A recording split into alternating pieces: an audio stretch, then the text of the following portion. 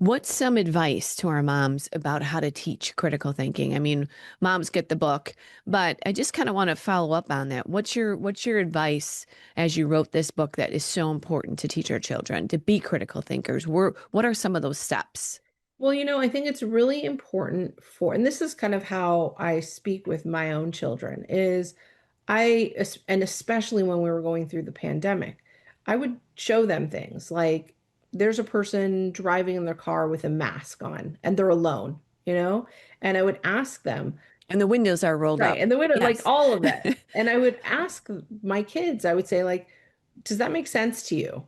Right. What is that person scared of in that Right. moment where they have a mask on alone in their car? What do you think they're doing that for? What is it that they're afraid of?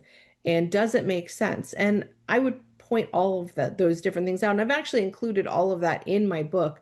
Yeah. Especially even like, for instance, during the pandemic when and we saw this a lot in California, that you had to show vaccine cards in order to get Yeah. into a restaurant or into a store, and then or you had to wear a mask going into a restaurant. You had to wear a mask going into a restaurant, but then once you sat down, you could take your mask off and you could eat.